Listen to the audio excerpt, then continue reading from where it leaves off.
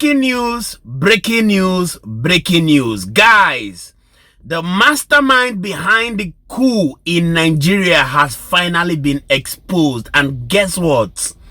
It happens to be an influential politician from Bayelsa State. Now, stay with me.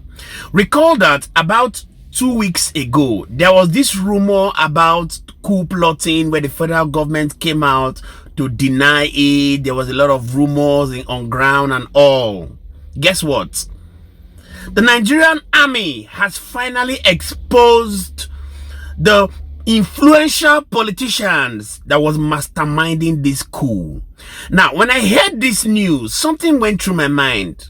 And that is the word of former President Abacha, who said that for any insecurity to last beyond 24 hours, a government hand is involved in it. Now, one thing about our security agencies is that if they want to do their job, they will do it, and they will do it real good. Now, without wasting much time, let me show you how Newsweek put it. It says, soldiers invade residence of former Buhari's minister in Abuja over alleged coup plot to overthrow Tinubu.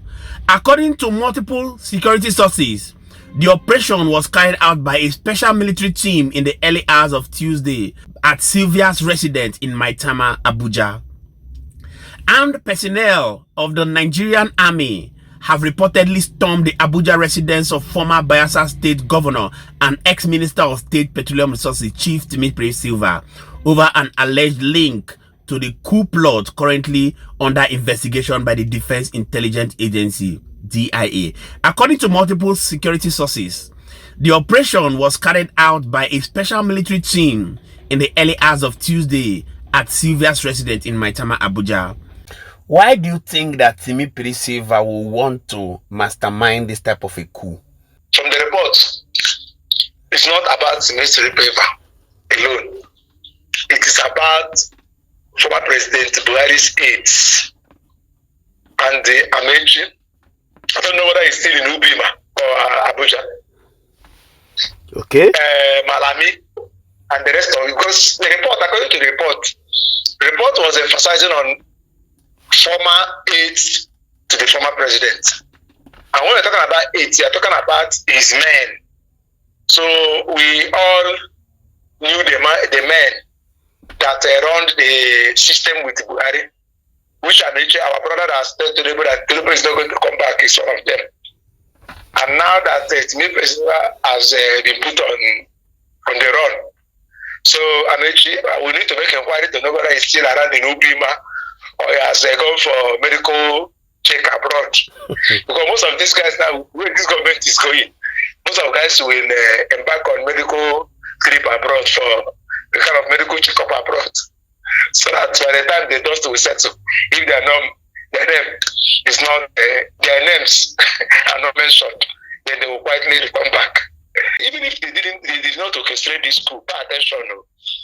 Even if they did not orchestrate this coup, they will take advantage of the existence of such a action to drag their perceived enemies into the fray. That's just the thing. The most a situation where any person could be arrested or invited to invite any individual to interrogate the person, only to bring that person and interrogate the person. Maybe keep the person like 2 or 3 days. At the end, he says, leave it. Maybe somebody mentioned his name. It's not everything that will tell the public. His name was mentioned. So we'll try to verify the level of his complicity in the matter. But at the end, we discovered that it was not that day, maybe after 5 days. And when you be left off the hook, you quietly say, man, this thing is not a do or die something. It's not, let me just go and enjoy the ones that I've already collected. Exactly. That is the person you are. That's the person you are seeing Tinubu. And you'll be wondering, somebody that benefited so much from democratic tenets, free speech, free demonstration, a whole lot. And we point, he was started questioning the police, if the police is extension of the ruling party, if but look at him today. And people are still wondering, what went wrong? How did the Tinubu, all this why consider this is a, devilish attitude. And the people assume that he was a Democrat, only for him now to show them that he's a full-blown dictator, a full-blown fascist. You see? So that's what he's playing at. That's what he's playing at. So what I'm trying to say in effect is that advantage of it to muzzle the political opponents. El-Rufai itself, they might arrest him. Pay attention to what I said. They might arrest somebody, interrogate that person for 3 days, ransack the person's house, and at the end they will let the person go. That was the way his name was mentioned. And the government will not come to tell you that this is the person that mentioned, because they have not put them on any public trial, like a panel or this thing, so that you would air this thing. So this thing is going to be under camera. So once you are picked, the information there will be that somebody mentioned your name. And you ask it, let that person who will attend to you to bring out the person to come and tell public that yes, there was a person that mentioned his name. So there was a time no.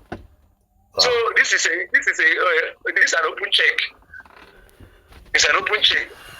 That's why I started by telling you that the government that is gravitating towards the school of Machiavelli,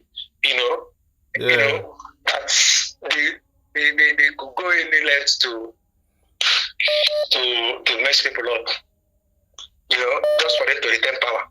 Understand? And when you look at the security architecture of the country now, the former chief of army staff was elevated to the chief of defense staff, and the new chief of army staff, was appointed. It's now the chief of defense staff, and the chief of defense staff oversees all the other arms of the military, both the intelligence, navy, air force, and this thing. So this Yoruba man that is the chief of defense staff, the immediate past chief of army staff, so he's going to supervise the chief of army staff closely. The chief of army staff is a northerner, but the chief of defense staff, being the immediate chief of army staff, will supervise him closely, and it's not going to give any room for them to try any shit. Pay attention. Now the chief of air staff is an Igbo man from Enugu State. Understand? And yes. He has seen the political direction of his people. He has seen that they were gravitating to APC, almost the voting. Even Anambra State, based on the warning they issued from the Office of the National Security Advice about vote buying, about intimidation and the rest of it, to which fire is under his boots. Understand? He's really afraid. Understand? He's really afraid over the election. But let me continue where I'm going. So the chief of defense staff, being a Yoruba man, is going to supervise closely the chief of army staff, because the chief of army staff now, we see him as his direct boss that just left, and now not just left to retire, but he moved to a higher office. And the man is a infantry soldier, so he's going to give a close supervision. Then the people that we are promoted to the highest echelon of the military, there are a lot of senior officers that are ahead of them in rank, but the president ignored them. Almost 60 to 70 of them. The president ignored them and made the people their subordinate, the head of those security arms of government. So in military tradition and hierarchy, you don't need the soothsayer to tell you that it's time for you to take off, for you to go, because you cannot salute your subordinate or your junior, the person that you met before. So according to information, 60 or 70, they are going, and these are generals.